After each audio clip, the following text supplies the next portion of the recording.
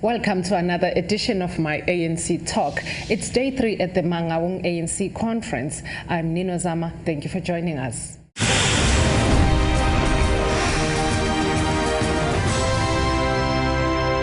Let's talk about the challenges that are facing the ANC moving forward, especially around issues of improving the ordinary lives of South Africa. I think just reading from the protests that we see, service delivery protests, it is clear that people are unhappy out there.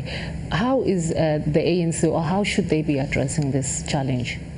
No, I wouldn't say the people out there are unhappy. There is unhappiness in various parts of the country about a whole range of things: service delivery,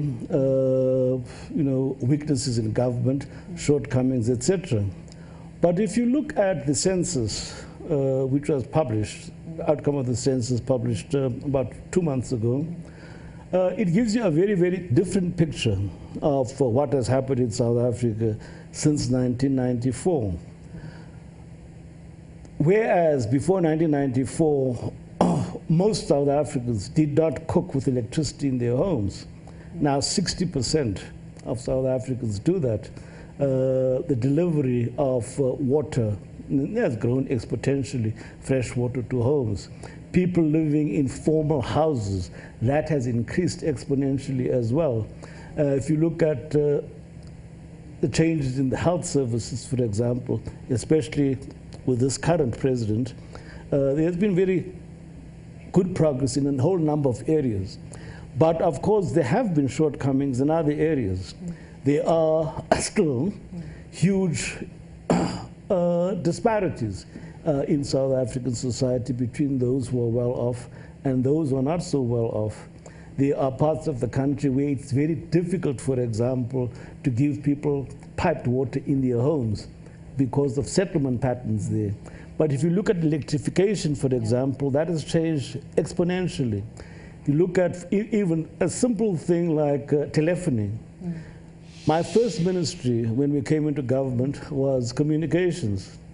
And if one had tried to map, for instance, access to telephony in South Africa at that time, you would have had a very, very different picture from what you have now.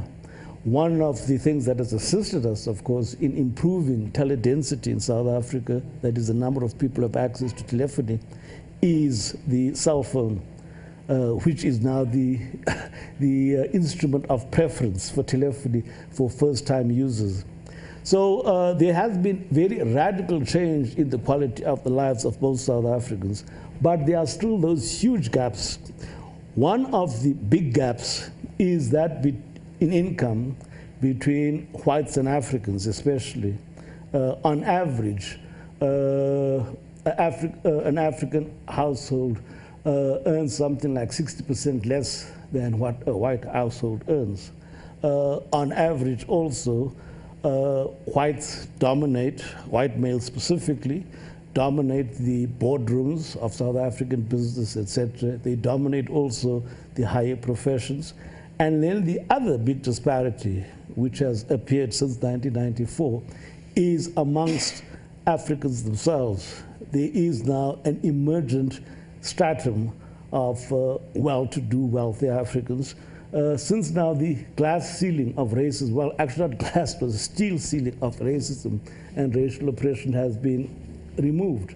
People have been able now to rise in terms of their talent. You now have judges, you have magistrates, you have professionals, you have DGs in government, you have heads of state-owned corporations, you even have a couple of African captains of industry. But that has created a new disparity between the African rich and the African poor. The other big disparity, of course, is between rich and poor in South Africa, which is one of the highest, regrettably. But that's also a result of the changes that came about since 1994.